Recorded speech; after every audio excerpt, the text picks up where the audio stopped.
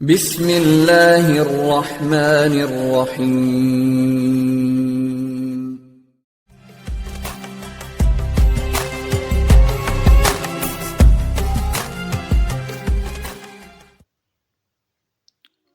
السلام علیکم ورحمۃ اللہ وبرکاتہ۔ سلمان فارسی رضی اللہ تعالیٰ عنہ جلیل القدر صحابی رسول صلی اللہ علیہ وسلم تھے۔ حضرت سلمان فارسی رضی اللہ تعالیٰ عنہ کا تعلق فارس ایران سے تھا۔ آپ رضی اللہ تعالیٰ عنہ ایران کے مشہور شہر اصفہان کے ایک گاؤں روزوبہ میں پیدا ہوئے۔ اسلام لانے سے قبل آپ کا نام معابہ تھا۔ آپ رضی اللہ تعالیٰ عنہ کے والد کا نام بزخشان تھا۔ آپ رضی اللہ تعالیٰ عنہ اسلام قبول کرنے سے پہلے زرتشت مذہب مجوسی کے پیروکار تھے، لیکن حق کی تلاش میں فارس سے نکلے، اپنا آبائی مذہب مجوسیت چھوڑ کر عیسائیت اختیار کی اور بالآخر نبی اکرم صلی اللہ علیہ وسلم کی بارگاہ میں پہنچ کر اسلام قبول کر لیا۔ حضرت سلمان فارسی رضی اللہ تعالیٰ عنہ کی زندگی حق کی تلاش اور جستجو سے عبارت تھی۔ آپ کے قبول اسلام کا واقعہ بھی بہت دلچسپ اور اثر انگیز ہے۔ آپ کا تعلق مجوسیت سے تھا، لیکن آپ کے دل میں ایک چنگاری روشن تھی جو انہیں بے چین رکھتی تھی، اور وہ سوچتے تھے کہ یہ آگ جسے ہم خود روشن کرتے ہیں، یہ ہمارا خدا تو کبھی نہیں ہو سکتی۔ آپ کے والد بزخشان ایک بڑے آتش کدے کے محتمم بھی تھے۔ ایک دن انہوں نے حضرت سلمان سے کہا کہ آج میں کھیتوں میں نہیں جا سکوں گا، اس لیے آج کھیتوں کی دیکھ بھال تمہارے ذمہ ہے۔ حضرت سلمان رضی اللہ تعالیٰ عنہ نے ہمیں بار لی اور کھیتوں کی طرف چل دیے۔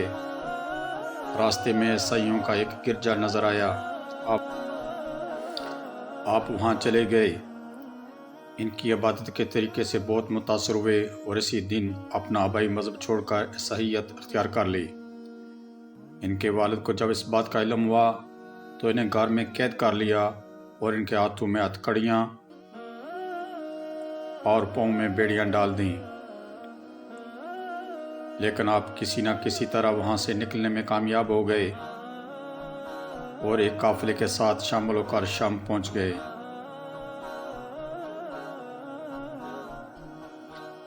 لیکن حق کی تلاش کا یہ سفر یہی نہیں رکا۔ آپ رضی اللہ تعالیٰ عنہ حق کی تلاش میں کریا ملکوں بھٹکتے رہے۔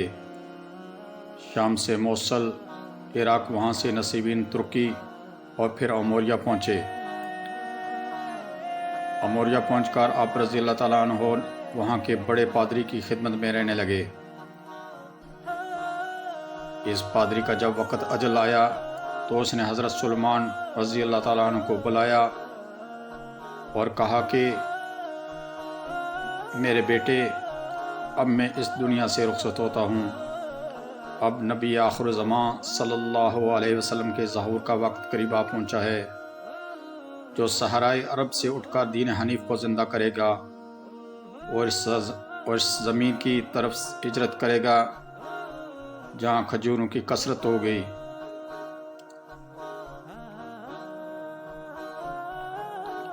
اس کے دونوں شانوں کے درمیان مور نبوت ہو گئی۔ وہ ہدیہ قبول کرے گا لیکن صدقہ کو اپنے لیے حرام سمجھے گا۔ تم جب اس نبی پاک کا زمانہ پاؤ تو اس کی خدمت میں ضرور حاضر ہونا۔ اس مرد درویش کے انتقال کے بعد حضرت سلمان رضی اللہ تعالیٰ عنہ اس جستجو میں رہنے لگے کہ کوئی قافلہ حجاز کی طرف جا رہا ہو تو اس میں شامل ہو جاؤں۔ آپ رضی اللہ تعالیٰ عنہ کی جستجو رنگ لائی اور قبیلہ بن کلب کا ایک قافلہ اموریہ سے گزرا۔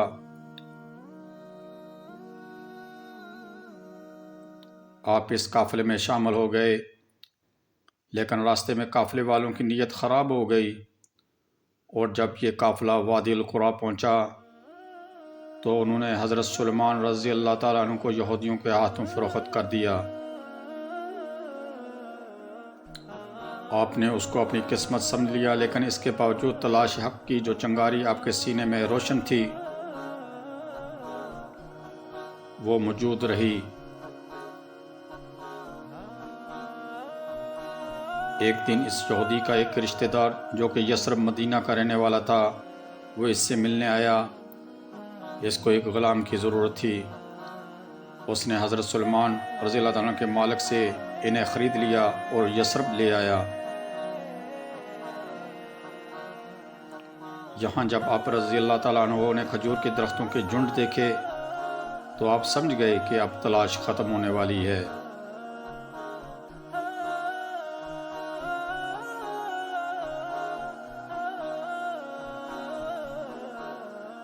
ایک دن آپ ایک درخت پر چڑھے کام کر رہے تھے کہ ایک یہودی شہر سے بھاگتا ہوا آیا اور کہنے لگا، خدا بنو کیلا کو غارت کرے، سب کے سب قبا میں ایک شخص کے پاس جا رہے ہیں جو مکہ سے آیا ہے اور خود کو نبی کہتا ہے۔ یہ سنتے ہی حضرت سلمان رضی اللہ تعالیٰ عنہ بدحواس ہو کر درخت سے اتر آئے اور اس شخص سے کہنے لگے کہ کیا کہا تم نے؟ ذرا پھر سے تو کہنا۔ ان کا آقا مالک بہت غصہ ہوا اور ان کو ایک تھپڑ مار کر کہا کہ تم جا کر اپنا کام کرو۔ حضرت سلمان رضی اللہ تعالیٰ عنہ اس وقت تو خاموش ہو گئے، لیکن ایک دن آپ رضی اللہ تعالیٰ عنہ کچھ کھانے کی چیزیں لے کر پیارے نبی صلی اللہ علیہ وسلم کی خدمت میں حاضر ہوئے اور وہ چیزیں صدقہ کے طور پر پیارے نبی صلی اللہ علیہ وسلم کو پیش کر دیں۔ پیارے نبی صلی اللہ علیہ وسلم نے وہ چیزیں اپنے صحابہ میں تقسیم کر دیں، لیکن خود کچھ نہ لیا۔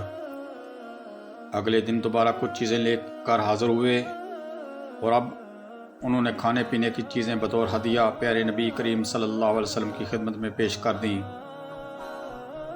پیارے نبی صلی اللہ علیہ وسلم نے خود بھی وہ چیزیں کھائیں اور صحابہ رضی اللہ تعالیٰ اجمعین میں بھی تقسیم کر دیں۔ حضرت سلمان رضی اللہ تعالیٰ عنہ کی خوشی کا کوئی ٹھکانہ نہیں تھا، کیونکہ آخری نبی کی بتائی 2 نشانیاں تو پوری ہو گئی تھیں۔ اب آخری نشانی یعنی مہر نبوت کو دیکھنا رہ گیا تھا۔ چند دنوں بعد آپ رضی اللہ تعالیٰ عنہ کو پتہ چلا کہ نبی اکرم صلی اللہ علیہ وسلم ایک جنازے کے ساتھ بقیع غرقد تشریف لے گئے ہیں۔ حضرت سلمان رضی اللہ تعالیٰ عنہ بھی وہاں پہنچ گئے اور پیارے نبی صلی اللہ علیہ وسلم کو سلام کر کے آپ صلی اللہ علیہ وسلم کے پیچھے کھڑے ہوئے کہ موقع ملے تو مہر نبوت کا مشاہدہ کر لوں۔ پیارے نبی صلی اللہ علیہ وسلم نے آپ رضی اللہ تعالیٰ عنہ کی کفیت کو بام کیا اور اپنی پشت سے کپڑا سرکا دیا۔ حضرت سلمان فارسی رضی اللہ تعالیٰ عنہ نے کانپتے ہونٹوں سے مہر نبوت کو بوسہ دیا اور کلمہ پڑھ کر دائرہ اسلام میں داخل ہو گئے۔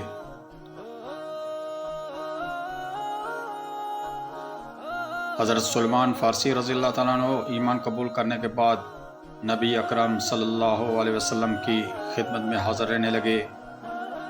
پیارے نبی صلی اللہ علیہ وسلم نے آپ رضی اللہ تعالیٰ عنہ کو یہودی کی غلامی سے نجات دلائی۔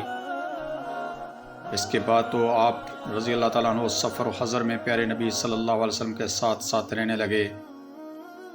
آپ رضی اللہ تعالیٰ عنہ بہت جلیل و قدر صحابی تھے۔ آپ کے مرتبے کا اندازہ اس بات سے لگایا جا سکتا ہے کہ نبی اکرم صلی اللہ علیہ وسلم نے غزوہ احزاب جنگ خندق میں آپ رضی اللہ تعالیٰ عنہ کے مشورے پر عمل کرتے ہوئے خندق کھودی اور دفاعی جنگ لڑی۔ جنگ خندق کے موقع پر جب خندق کھودی جا رہی تھی، مہاجرین و انصار صحابہ کرام رضوان اللہ اجمعین میں بحث چھڑ گئی کہ سلمان رضی اللہ تعالیٰ عنہ کون ہیں۔ مہاجرین کہتے تھے کہ سلمان ہم میں سے ہیں، جبکہ انصار کا کہنا تھا کہ سلمان ہم میں سے ہیں۔ اسی دوران پیارے نبی صلی اللہ علیہ وسلم تشریف لے آئے۔ آپ صلی اللہ علیہ وسلم کو جب ساری بات کا علم ہوا تو آپ صلی اللہ علیہ وسلم نے فرمایا کہ سلمان میرے اہل بیت میں سے ہیں۔ آپ رضی اللہ تعالیٰ عنہ ہر وقت عشق نبوی میں غرق رہتے تھے۔ اس کے ساتھ ساتھ انہیں جہاد کا بھی شوق تھا۔ ان کے عشق رسول صلی اللہ علیہ وسلم اور شوق جہاد کو دیکھ کر پیارے نبی صلی اللہ علیہ وسلم نے ارشاد فرمایا کہ جنت 3 آدمیوں کا اشتیاق رکھتی ہے، علی رضی اللہ تعالیٰ عنہ، عمار رضی اللہ تعالیٰ عنہ اور سلمان رضی اللہ تعالیٰ عنہ کا۔ ایک موقع پر آپ صلی اللہ علیہ وسلم نے ارشاد فرمایا کہ سلمان علم سے لبریز ہے۔ آپ رضی اللہ تعالیٰ عنہ بہت قناعت پسند درویش صفت انسان تھے، دنیا داری سے دور بھاگتے تھے۔ حضرت عمر بن خطاب رضی اللہ تعالیٰ عنہ نے ان کو مدائن کا گورنر مقرر کیا۔ اس کی جو تنخواہ ملتی وہ غریبوں مسکینوں میں تقسیم کر دیتے اور خود چٹائی بن کر کماتے، اس کا بھی 1/3 خیرات کر دیتے تھے۔ سفر ہمیشہ بغیر زین کے گدھے پر سوار ہو کر کرتے۔ ایک دفعہ اسی طرح آپ رضی اللہ تعالیٰ عنہ گدھے پر بغیر زین کے سفر کر رہے تھے اور پیوند لگا کرتا پہنا ہوا تھا۔ ایک شخص نے ان سے پوچھ لیا کہ ہے امیر، یہ آپ رضی اللہ تعالیٰ عنہ نے کیا حالت بنائی ہوئی ہے؟ آپ نے جواب دیا کہ بھائی، آرام اور راحت تو صرف آخرت کے لیے ہے۔ آپ رضی اللہ تعالیٰ عنہ نے کبھی گھر نہیں بنایا، ہمیشہ کسی بھی درخت یا دیوار کے سائے میں رات گزار دیتے تھے۔ ایک دفعہ ایک شخص نے ان سے کہا کہ میں آپ کو گھر بنا دیتا ہوں، لیکن آپ نے انکار کر دیا۔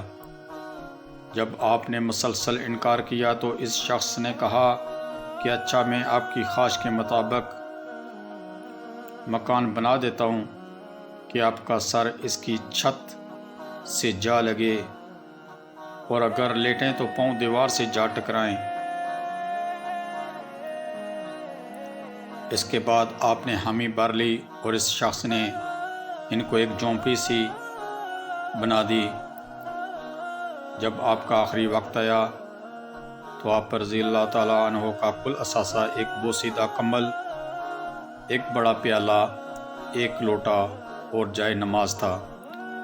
لیکن زہد و تقوی کا یہ عالم تھا کہ انتقال سے پہلے حضرت سعد بن ابی وقاص رضی اللہ تعالیٰ عنہ آپ رضی اللہ تعالیٰ عنہ کی عیادت کے لیے حاضر ہوئے۔ دیکھا کہ حضرت سلمان فارسی رضی اللہ تعالیٰ عنہ زار و قطار رو رہے ہیں۔ سبب پوچھنے پر فرمایا کہ سرور کائنات صلی اللہ علیہ وسلم نے مجھ سے عہد لیا تھا کہ دولت دنیا جمع نہ کرنا، اور میرے پاس اس دنیا کا اس قدر سامان جمع ہو گیا ہے، ڈرتا ہوں کہ کہیں اس اسباب دنیا کی وجہ سے آخرت میں آقا صلی اللہ علیہ وسلم کے دیدار سے محروم نہ رہ جاؤں۔ آپ رضی اللہ تعالیٰ عنہ کا انتقال 35 ہجری میں حضرت عثمان غنی رضی اللہ تعالیٰ عنہ کے دور خلافت میں مدائن میں ہوا۔